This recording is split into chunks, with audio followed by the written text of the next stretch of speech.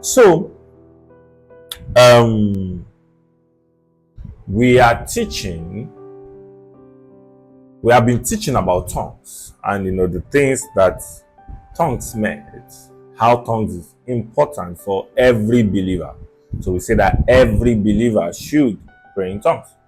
Now, however, over time, there have been some levels of misconceptions in terms of, not the word misconception. Let me call it misuse of tongues. So you see, even though, like I stated from the beginning, this particular teaching is for believers. So even as an unbeliever, you might learn one or two things, but the particular teaching is for believers. It will not be worthwhile or okay. So let me just move on now. So there have been some discrepancies in the use of what tongue is, how tongue is supposed to be used, or what tongue is supposed to be used. So and this is not the first time it's happening. Something like that happened in the book of in the city of Corinth, and Paul had to write a letter to them, an extensive letter. Now, it was from this letter that people felt that okay, tongues was not necessary for all believers, but I think that we have established that. So I'm just going to be digging deep today. I'm teaching on, or for these sessions, we are teaching on 1 Corinthians 14 to get a clearer understanding of what the Bible meant. Hallelujah! So that it helps us to have a better understanding. 1 Corinthians 14 verse 1, he said, follow after charity and desire spiritual gifts, but rather that ye may prophesy. So he said, desire spiritual gift, but I would rather that they prophesy. Let me quickly do a deep dive into prophecy. When you say prophecy, prophecy is betting forth the mind of God, basically, in a language that some people understand. So for example, if you want to prophesy to a person, what the person does is, what you do is that you bring the thoughts of God, the mind of God, the will of God, the things that God is thinking, maybe concerning the person, concerning the land, in a language that they understand. So when you say, can I prophesy to you, for example, you want to bring the mind of God to the person to prophesy. Now, even though that quote, can I prophesy, we'll talk about it another day. So say, for he that speaketh in an unknown tongue speaketh not unto men, but unto God. For no man understandeth him, howbeit in the spirit he speaketh mysteries. So the reason why Paul was emphasizing prophecy is because when you speak in an unknown tongue, we don't understand you.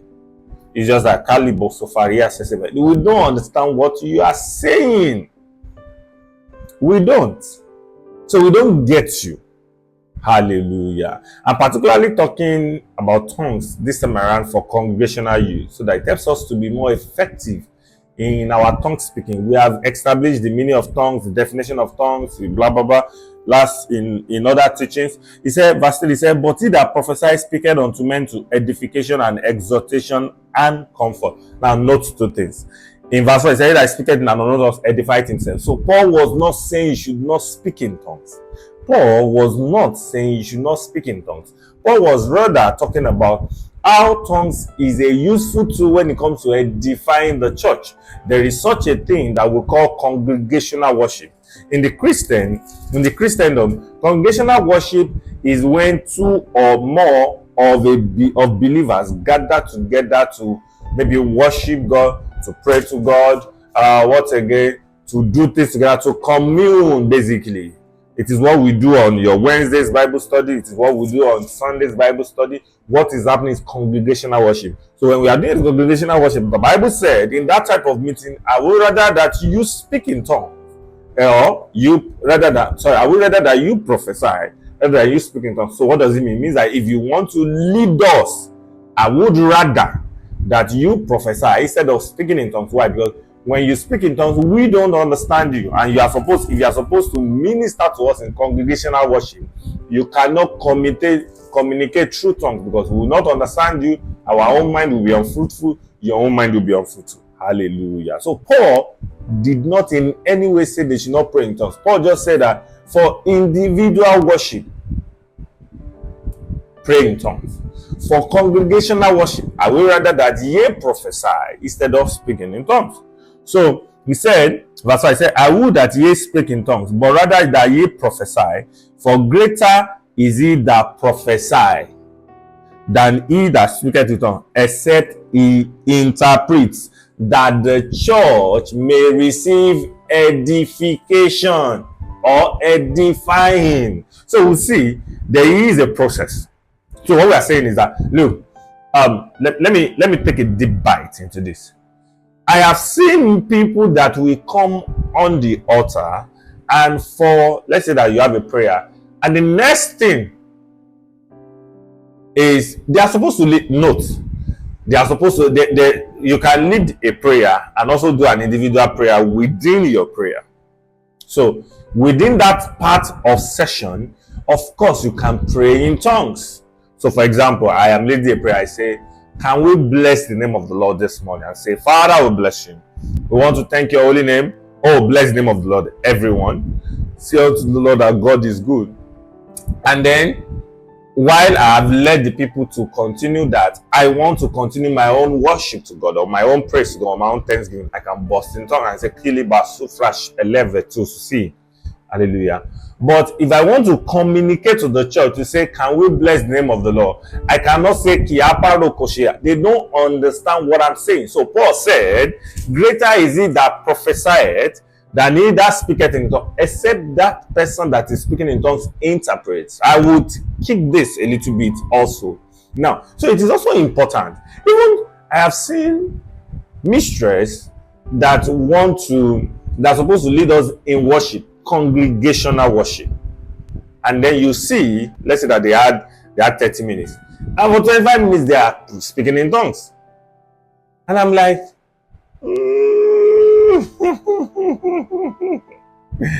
why? Because it is a congregational worship.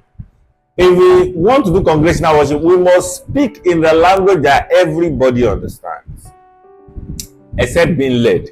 Now, so for example, you might feel that, you remember when we were speaking, I was saying, either speak, edify yourself in your most holy faith, praying in the Holy Ghost, Jude 1 verse 20, right?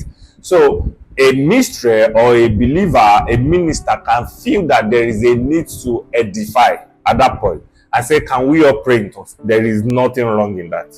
But if the person is supposed to minister to us, so for example, sing to us, or pray with us, or pray for us, it is not in tongues that you do that. So, and it was the same thing that was happening in Corinth. So Paul had to correct. He said, I would rather that ye prophesy than you speak in tongues, except you have an interpreter. It means that when you have an interpreter, you say, Kalibo Shavasiki Afande Esusula. And then another person is saying, God is saying, worship me in his majesty, in his holiness. Except you have something like that. The Bible said, I would rather that ye prophesy.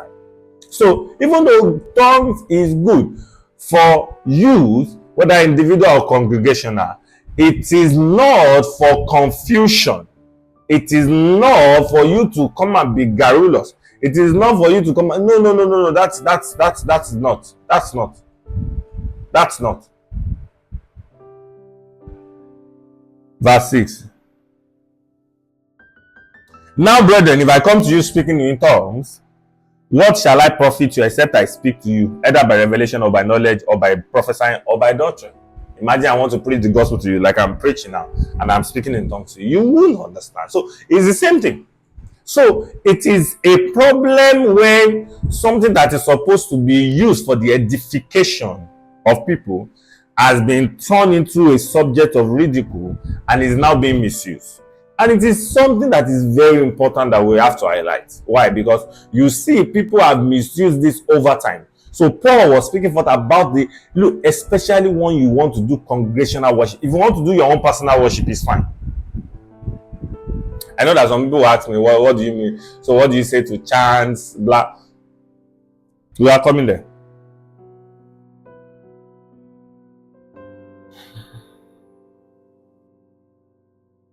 So verse 9, 1 Corinthians 14 verse 9, it says, so likewise ye, except ye utter by tongues words easy to be understood, how shall it be known what is spoken?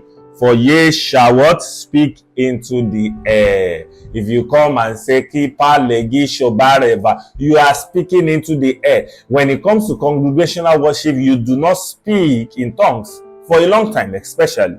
Why? Because you are communicating with the people. You are doing a worship together with the people. When you do that and you come to us in tongues, what you are doing is that speaking into the air. Imagine all your pastors come and then they want to do sermon and then they are speaking in tongues. Like I have established, please, let's get that. I've established that, of course, a minister might feel the urge to saturate a place. So he can say, can we all pray in tongues? That one is not excluded. But what I'm saying is that if there is a ministration that's supposed to be done, whether in worship, whether in songs, whether in in prayers, whether in what, it is to be communicated in a language. If not, the Bible says you are speaking into the air. You are speaking into the air. Your word does not have meaning. Verse 11. Therefore, if I know not the meaning of the voice, I shall be unto him that speaketh a barbarian. Kalabayaga. Look, we use this a lot. In Yoruba, when we want to abuse somebody, we say barbarian. A strange person. And he shall speaketh shall be a barbarian unto me. So when you are speaking in tongues, I do not understand you, you are barbarian. You are blabbing. And I'm looking at you. What is? For God's sake, what are you saying? God will help us. Amen. Amen. Amen. So Paul said, verse 12, 1 Corinthians 14, verse 12, said, even so, ye for as much as ye are zealous of spiritual gift, seek that ye may excel to the edifying of the church. That's why, I said this teaching is congregational teaching. No, it is not. So we have established tongues for individual, and I must say this does not defeat that tongues. Every believer must speak in tongues. Every believer should speak in tongues. Every believer can speak in tongues. You need to speak in tongues to edify yourself. You need to speak in tongues to be able to communicate in mysteries to God. You need to speak in tongues to effectively communicate with God. You need to speak in tongues to build yourself as a believer. So it does not delimit. Now, however, there is the use of that tongues within a congregational worship. So when we have worship as believers, there is the use of that tongue. There is a way we use that tongue. Hallelujah. Hallelujah. So he said, in as much that ye are zealous about spiritual gift, in as much that you want to come here and say, Kali Poroso Farakia Shapala. In fact, this already emphasizes why, as a mystery, you cannot come and sing to us, and you're supposed to worship, you are supposed to minister to us for 30 minutes, and you are speaking in tongues for 28 minutes. If you are doing it once in a while, I can understand you. But if you are doing it every time, we need to check you. Because I don't understand. Is it that you don't have anything to sing? Hallelujah. Why? Instead of, the Bible says, I know that you are zealous. Right? You want to give us gagugi, abaga yagada. You are zealous.